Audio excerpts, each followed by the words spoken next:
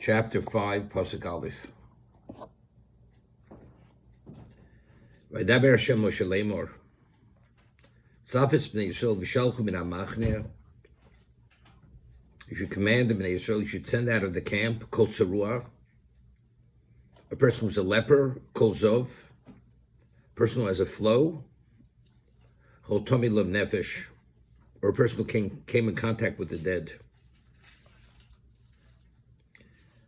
Rashi, Tzavos b'nei Yisrael, Parsu nemro b'yom shukam ha'mishkan. This portion was said the day the Mishkan was erected. Shmona Parshas nemro bo b'yom, K'di'isa m'sachas gittin perkan nizoken. The 5 portions that were said on the day, which had relevance to the Mishkan itself.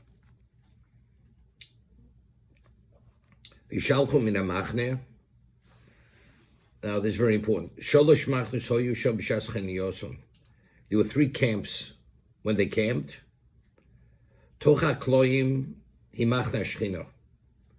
Within the curtains, that was called the camp of the divine presence.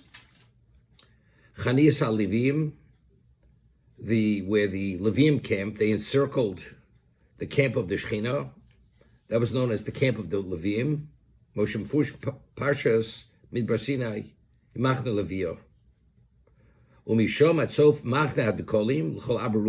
that point, from the outer point of that camp until the far outer reaches of the 4 flags, the 4 groups, Machne Yisrael.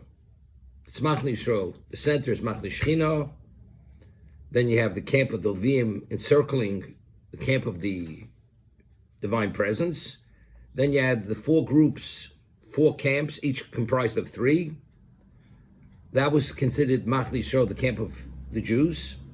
Outside means you're outside of all the camps. Tzura, a person was a leper, Nishnaleh chutz l'kulam. He has to be sent out of all the camps. He's literally the equivalent we had spoken about, he's a pariah. He's like the equivalent of an excommunicated state. Hazav, the person who has the flow, whether it's a man or a woman, muter b'machne Yisrael. They're permitted in machne Yisrael. Umeshulach min hashtayim. So the zav is not permitted to be in the machne Shechina, and is not permitted to be in the machne Leviyah. V'tomi lenefesh. What if a person came in contact with the dead? Muter al pishal Leviyah. They're permitted to be in the camp of the Leviyim. Ve'en meshulach el mishal Shechina. But that person is not permitted to be in the camp of the Shechina, of the divine presence.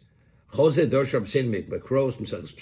all derived and extrapolated from the Psukim. The Tzurah, the leper, is the equivalent of excommunicated. He has to be out of all the camps. The one who has the flow, which is a level of intense impurity, has to be out of the Machne Shechina, Machne Leviyah. The one who's in contact with the dead is permitted to be in the camp of the Leviyah, but not in the Machne Shechina.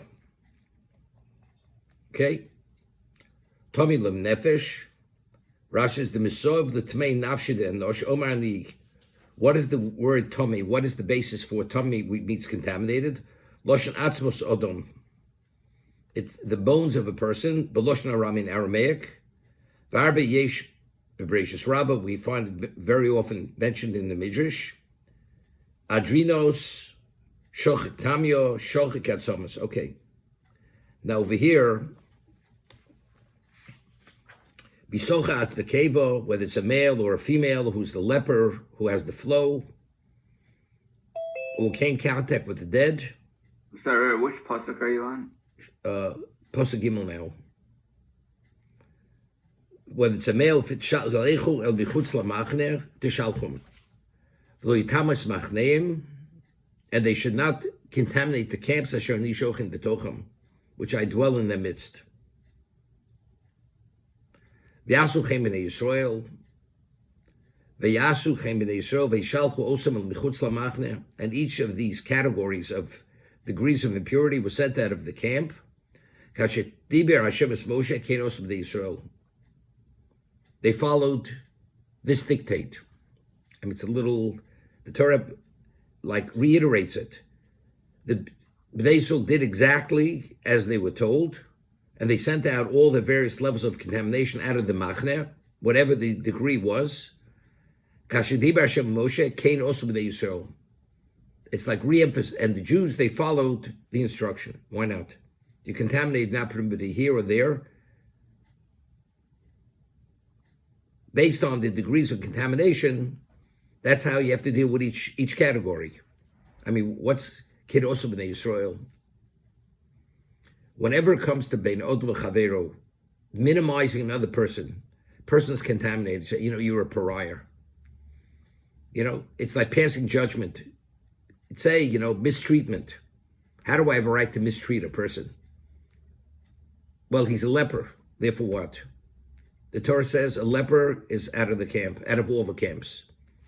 He's persona non grata. He's a pariah. He has to be treated this way. The one who has the flow has to be treated this way. He can't, there's no free movement. There's no such thing. That even the movement of the Jew, in terms of where he's permitted to go and how he's permitted to conduct himself, it's all dictated by Hashem, by God. Because this touches upon the essence of the person. I'll give you an example. The Gemara says that a person who embarrasses another person in public, he has no share in the world to come. A person who goes and undermines another person's livelihood, he has no share in the world to come. Why? It's like you take the person's, and the Gemara says, you took the man's soul. What is the basis for a man's dignity? That he's a self-earner. You take away his livelihood.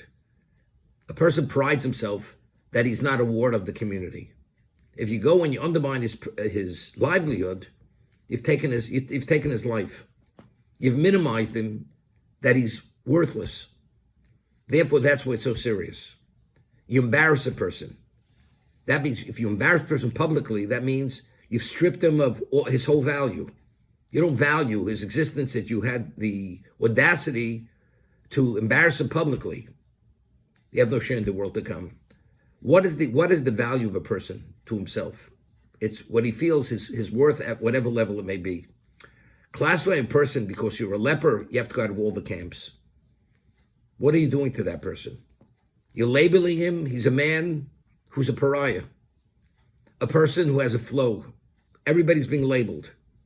A person who comes in contact with the dead, he's been labeled. And every one of these people, as a result of who they are, and they have no control over it. A person who is a zav, until he recovers from that state, he is in that classification. The one who comes in contact with the dead, unless he has the Parah Aduma, he cannot relieve himself of that contamination. The Mitzorah, until God has mercy on him and allows him to recover from that state of leprosy, he's a leper. So when you tag him by identifying where he's permitted to go and not to go, you're minimizing the essence of that person. It's not easy to do to someone else. Torah says, Vayasu came to Israel, they did exactly as they were instructed, and it concludes, because Hashem had said to Moshe, that's what has to be done, had spoken to Moshe, Kenos b'nei Yisrael. They followed instructions exactly as they were told. Okay?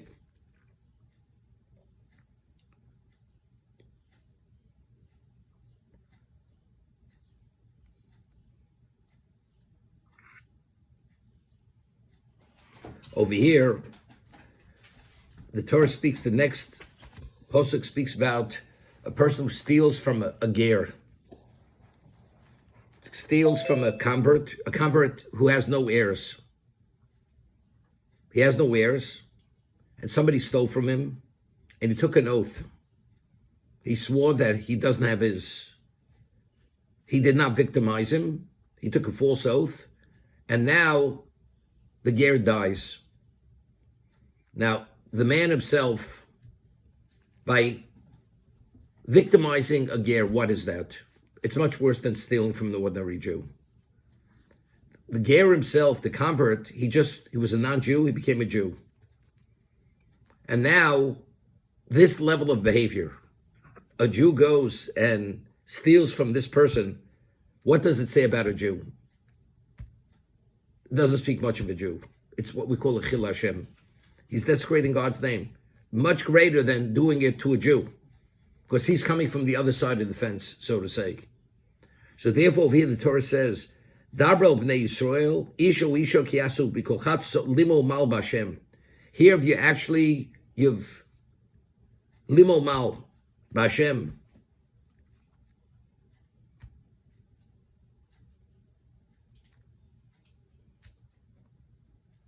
How does he translate the word limo mal? Mark. I'm sorry, I've lost you. Pasuk Vav. Pasuk Vav.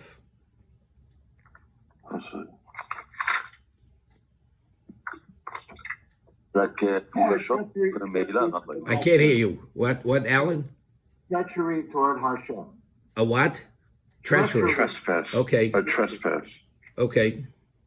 Treachery.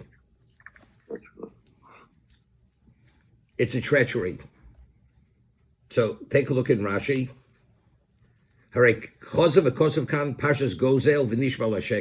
Person steals and he swore falsely. We already discussed this earlier. Why is it mentioned here? For two reasons which are not mentioned earlier, which were introduced here. Firstly, we're speaking about here, it says the person has to confess a sin.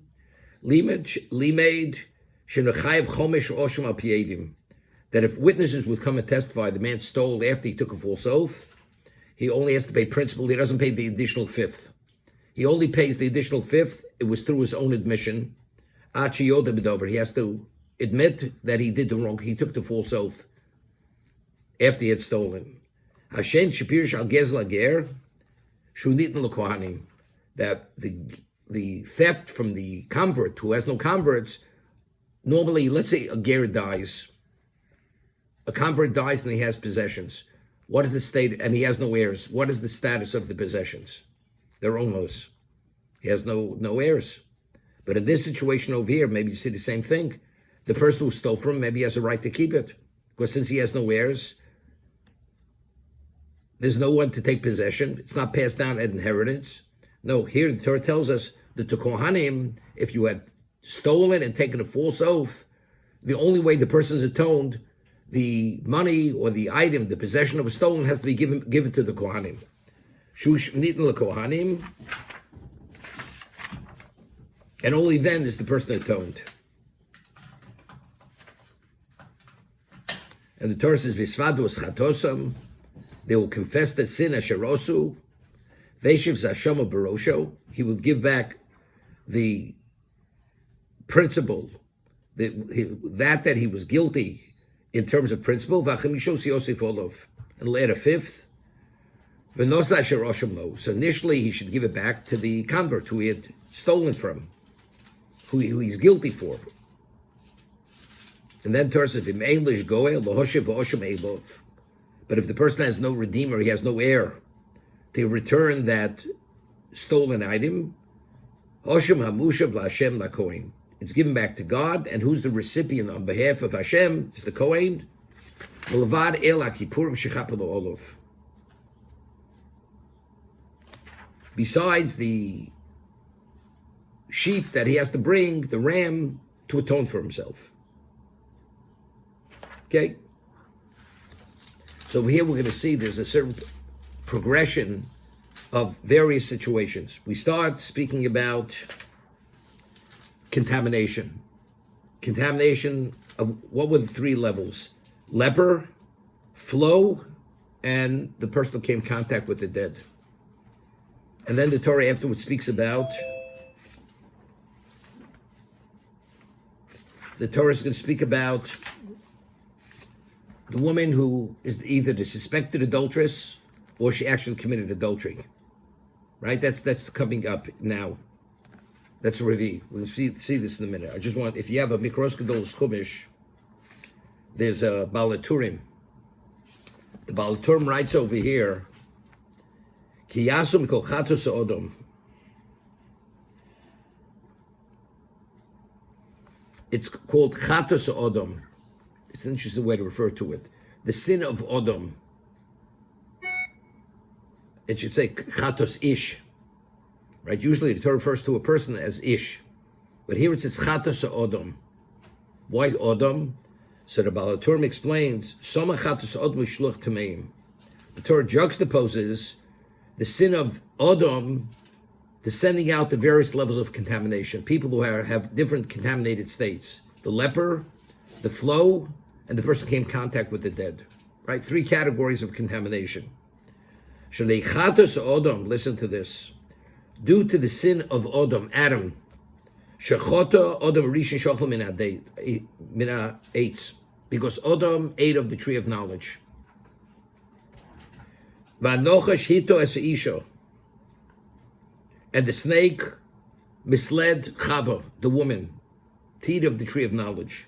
V'yotzia Shem Ro Alo Odom, and she went and she slandered her husband. How did she slander him? Because she said the reason why she ate, because her husband said not to touch it, which that wasn't the command. He presented her as a fence, but he didn't share it with her. The snake pushed her into the tree, and the snake said to her, you see, you didn't die. As you won't die for touching it, you're not going to die if you eat it. So she said to God, it's not my fault. Loku Shloshon. So the 3 of them actually were punished. Hanochash b'tzaras, we once mentioned this. The snake, the Torah says only explicitly what happened to the snake. Its feet were removed. As it says, you will slither on your belly. But factually, the Pirkei Rebbe says, the snake became a leper. Every snake has the rings on its skin, which is the equivalent of leprosy. The snake is a pariah. Ha'isha b'ziva, the woman was punished with having the flow. V'odom b'misa, and the Odom, Adam, God, he said to him, now you'll be punished, you're subject to death. V'seder kilosam od osam kant, and the order of the curse goes the snake, the woman, and Odom. Tzurua haina nochosh, v'zav hainu isha, v'tomei lenefesh, hainu Odom shenenesh b'mos tomus. He was punished, and now you become subject to death. Mizochad nekevet tishalchu, male and female, they will be sent out of all the camps. Just as Odom and Chava and the snake were driven out of Gan Eden, okay? So therefore that's what this is all alluding to. It's going back, Hattus Odom, the sin of Adam, when Odom originally ate of the tree of knowledge. Now, V'somach Parshas Soto Lefi Shanochish Ba'al Chava. What does it mention afterwards? The Sota, the suspected adulteress or the adulteress? Because it says in the Chazal, in the Midrash, that Bo'ad Nochash Al Chava V'hitu Ba'uzuamo. The snake came upon Chava, literally sexually. He molested her, and he infused her with a degree of pollution, spiritual pollution. That's the Sota. V'noflu Yerechov, and as a result of that, God says, it says his legs were removed from him. Dichsiv al gechon chotelech, you shall slither on your belly. V'somach Parshas Nazir, and why it speaks about, afterwards it speaks about the Nazarite who's not permitted to have any grape derivative. Al shem ha'pri she'ochel odom rishon anveu in veirosh. Because according to one opinion, the fruit of the tree of knowledge was the grape. And it was bitter grapes, or you want to call it sour grapes. So therefore, this is the progression. Okay? That's what this is all alluding to. The reason why I spent so much with this Balaturim, because if we're going to see the Rechaim HaKodesh, when he speaks about the Sota, exactly what goes on over there. The suspected adulteress, she claims she's innocent. What does the Torah say? You take the rid of the Sota, you obliterate it into water, And where's the water taken? It's taken from the kior, from the lather, and you take some of the dust off the floor of the sanctuary, and you mix it all together with the Shem Hashem. And if she's guilty, the water creates such a violent reaction that she swells and literally she bursts. All her arteries burst. She becomes totally dismembered. What's going on over here? Why is there such a violent reaction? So, Alan, you remember this. We learned this a few times. I mentioned in the past. So, Rechaim HaKodesh explains that Chava was driven out of the Garden of Eden. We said that was Gilei Arayus. That was adultery. The snake came upon Chava, besides eating of the tree of knowledge.